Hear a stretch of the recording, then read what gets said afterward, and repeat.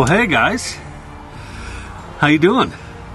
So today is a big flippin' day for me. I'm so excited. This is something I've been waiting for a long time, and something I've been hinting to you guys for a long time.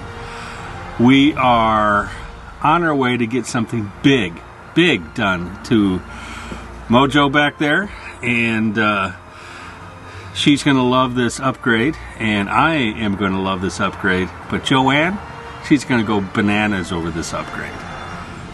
So we partnered with somebody to do something really big, and we're very excited about it. So why don't I just roll this little intro that I did to kind of give you a hint about what we're going to be doing. Watch this.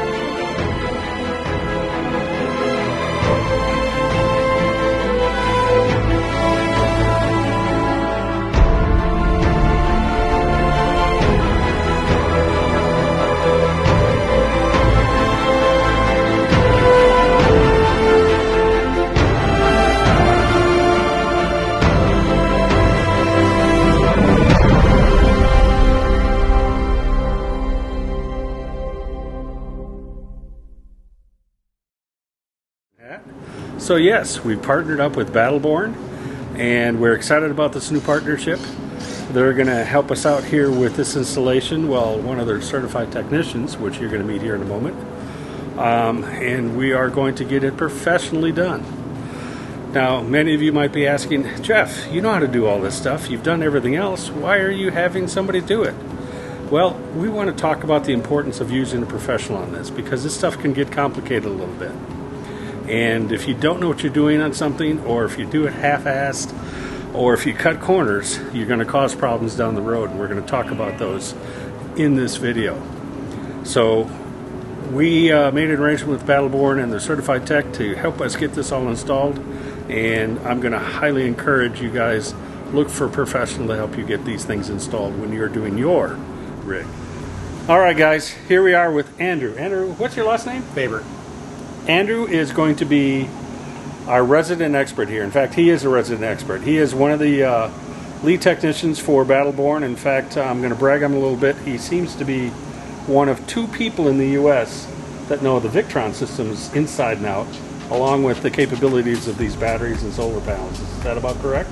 Yeah, and biggest thing with that is we do a lot of CAN bus interfacing. So we're one of actually 2 that does proper CAN bus interfacing with BMS systems, versus just adding batteries in and they don't talk to each other. Right. We can actually interface Battleborn and the electronics to talk with the OEM equipment, so you don't have extra electronics and checklists. We get rid of that. We let the systems automatically take care of themselves. Right, and that's a key point. And if you're a DIYer or DIYer, like I normally am, some of these things I would know because I'm not an expert like Andrew.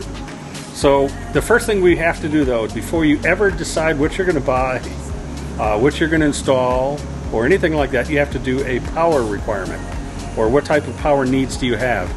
Do you want to run 1 AC, 2 ACs, residential fridge, all your outlets, microwaves, things of that nature.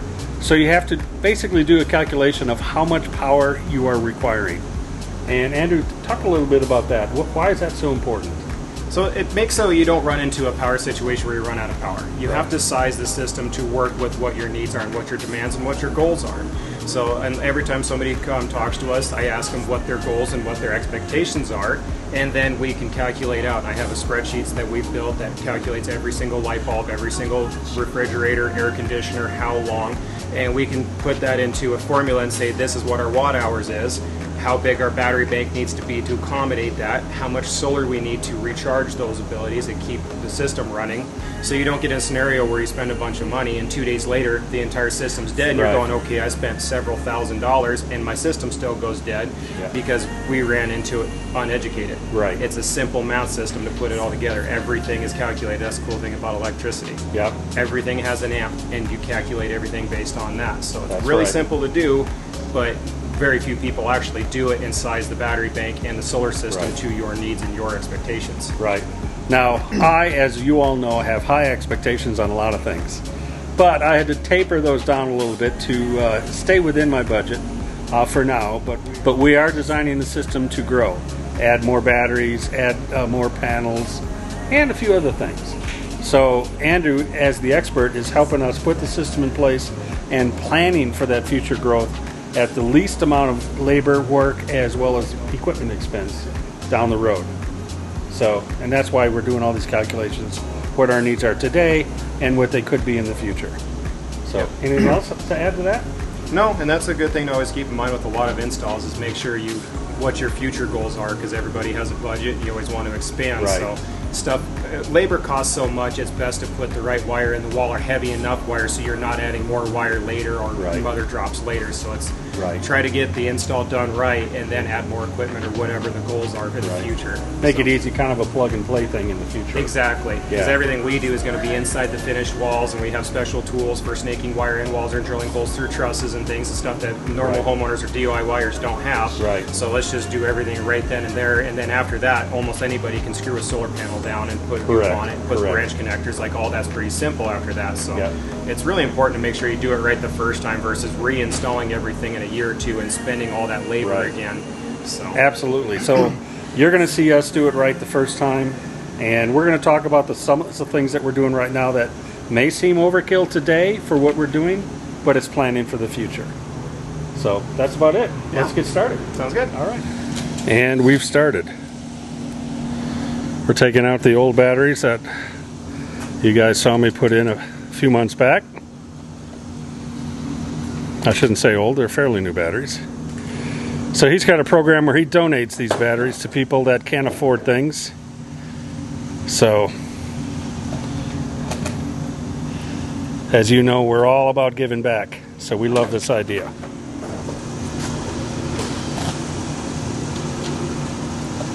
And those guys are about to get donated. Getting ready to put in the new inverters. But first we're going to make a rack for the batteries that are going to sit right on top of the cover for the generator. So the batteries are going to live up there. Everything else is going to live on this wall. And then we'll still have room down here for storage. Here's the parts, or most of them, not all of them, in a box, not counting the batteries, the inverters, the shunts, and all the other intelligent stuff. Alright everybody, here are the two multi-pluses that are going into our rig.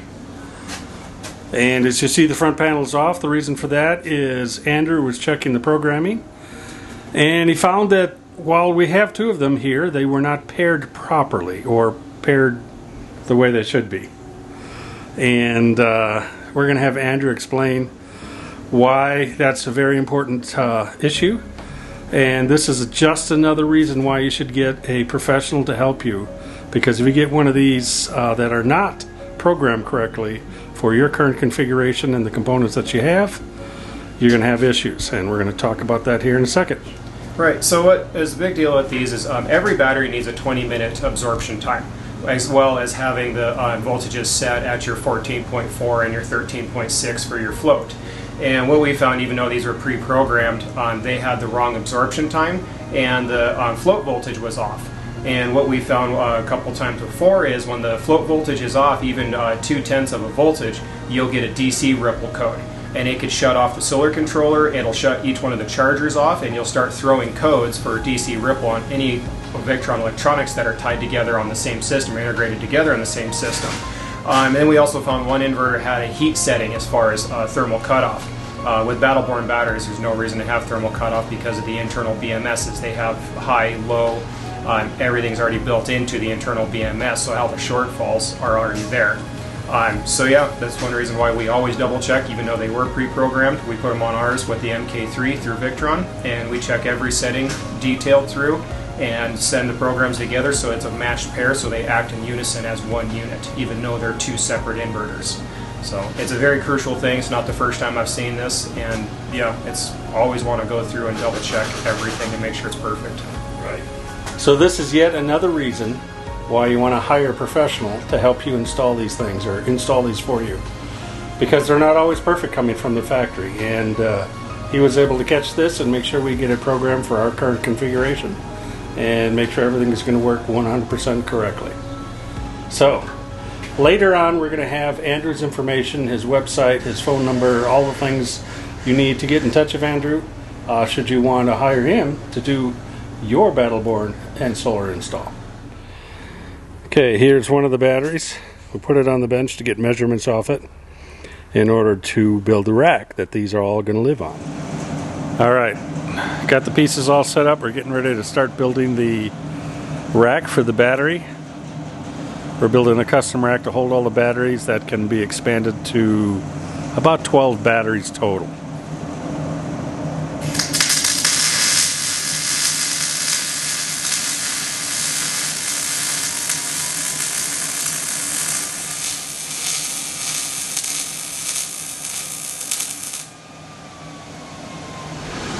So these are the frames for the battery, or batteries. They're in raw form right now. We just finished welding them. I actually just finished blasting them and wire brush, getting them all cleaned up and ready for paint. And now I am about to paint them while Andrew is working on other parts of the project. So we're going to put these in one at a time, and then we will have to weld more once we get them in place, because once they're in, they're in. But we'll grind away the paint and clean it up, weld it, and then paint it back up. But it's much easier to paint the underside and everything else while it's out like this. So I'm going to do that next. There we are. Two inverters are in place, in their home. All right, here we are inside the bay, the placement of all the components. We're only missing one, and that is the shunt, which is going to go in that blank space there. It's coming in via FedEx.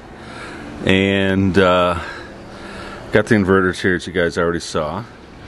Put in that first bar. I don't know if you can see it back there, but the black bar, which is going to be the rack for the batteries. You can kind of see it there. So everything's going to get completed today. Batteries will be put in. They're estimated around 1, 2 o'clock today.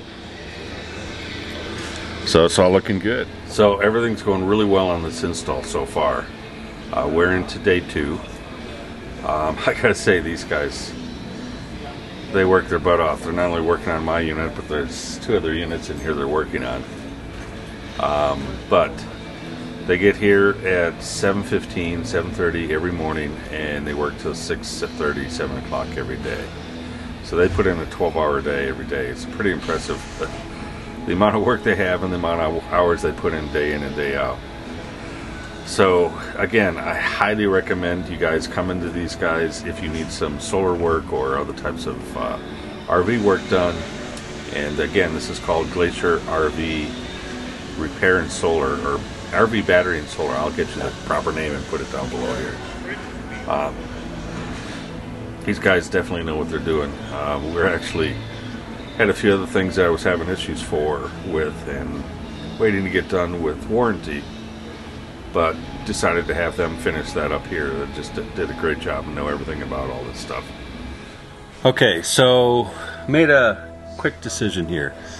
We decided that we're going to upgrade these charge controllers here from the 150s to 100s. While what we have here is perfect for our setup, we can grow a little bit, but I want to grow our solar panels quite a bit, so he suggested maybe we jump up to the 100s, and it'll take all of the panels that we can fit on the roof easily with these. So we're going to switch these out, and let me show you this here in a sec. We're going to switch these guys out right here and make the, instead of the 50s, make them 100s. So we're in the process of that now. Good luck. Here we are with the new controllers in here. Yes, they take up a little more room, but they still fit fine. And now we're ready to start wiring everything up.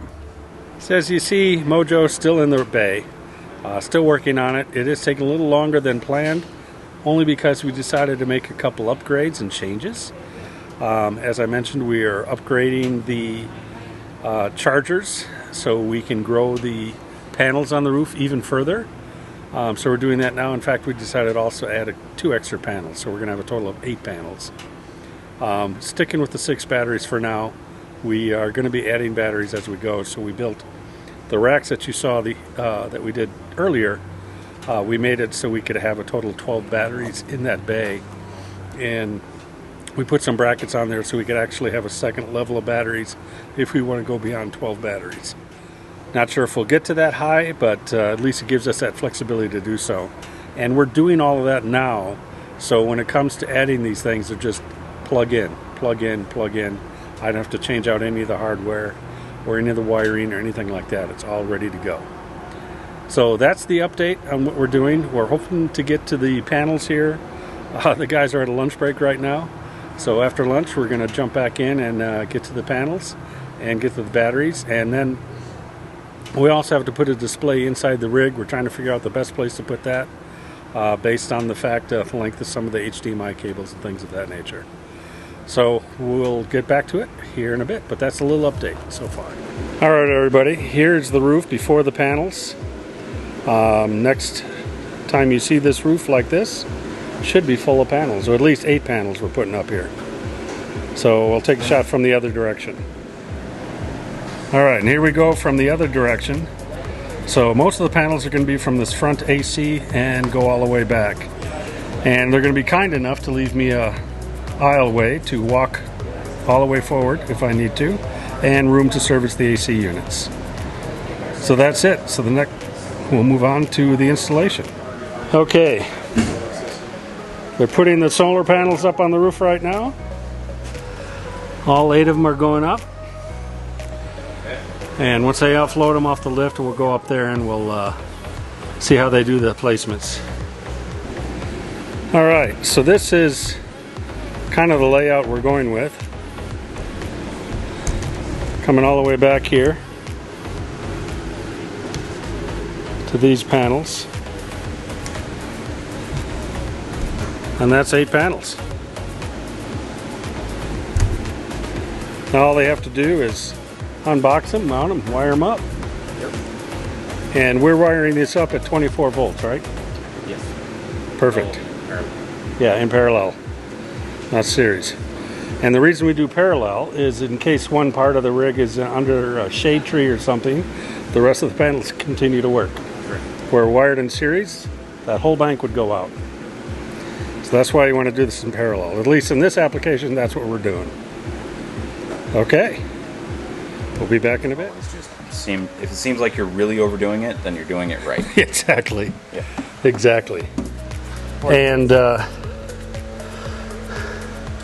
trick is not to step back into it like... You stepped into it, Jake? Nope. Jake almost did. So this is the entrance into the rig. We've got 2 ports. Basically, there's 2 banks as we explained before. Currently, there are 4 panels on one side and 4 on the other, but they are all wired in parallel. So they're putting die-core everywhere they put a screw. There we go. Now we'll do the outside bracket, which is probably one of the hardest brackets to reach. We have Jake do this because I don't like to be on the panels at all. Well, I was just going to say, I noticed you're leaning on the panel. Lean on them, they're tempered glass. glass to hold up frame. Lean here, never here. On the frame, but not on the glass part. Lean on the grass, that might be ass, that's all I'm saying.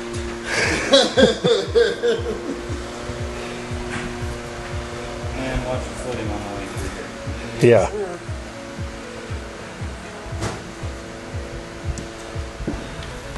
So it looks good.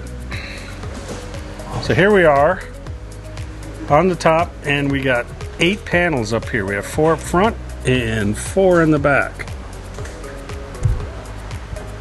Looks fantastic. All right, everyone. So that's part 1 of this major install in our partnership with Battleborn.